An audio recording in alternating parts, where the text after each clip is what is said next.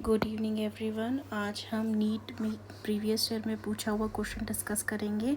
हमारा आज का क्वेश्चन है, हमें बताना है increasing order of first ionisation enthalpy बतानी है लिथियम, बेरिलियम, बोरॉन, कार्बन और नाइट्रोजन की। इसके लिए मैंने यहाँ इलेक्ट्रॉनिक कन्फिग्रेशन सबकी लिख दी हैं, तो इसे समझते हैं। हम जानते हैं कि जो आयनाइजेशन एनर्जी होती है या फिर जिसे एंथैल्पी भी कहते हैं, आयनाइजेशन एंथैल्पी जो होती है ये पीरियड में जाने से अक्रॉस द पीरियड इंक्रीज करती है।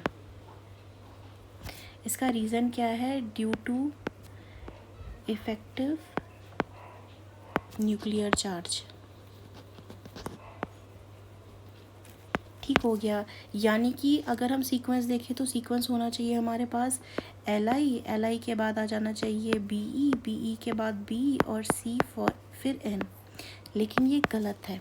इसका रीज़न क्या है? यहाँ पे इसका जो रीज़न है ये दोनों, यहाँ पे अब हम इनकी कॉन्फ़िगरेशन देखेंगे इन दोनों की।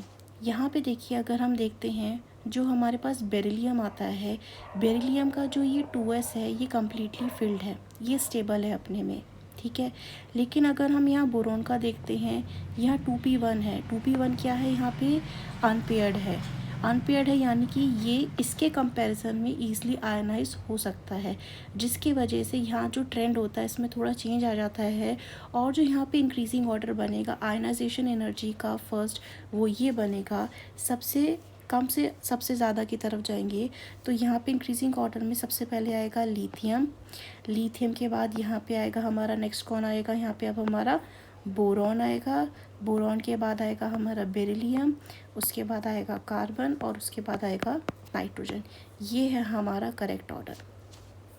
इसमें हम अपना ऑप्शन सिलेक्ट कर लेते हैं। हमारा जो सही है, लिथियम सबसे पहले, फिर बोरॉन, फिर बेरिलियम, फिर कार्बन, फिर नाइट्रोजन। इसके अकॉर्डिंग हमारा जो आंसर है फर्स्ट, वो बिल्कुल करेक्ट आंसर है। If you like this video then please like, share and subscribe the channel and thank you for watching.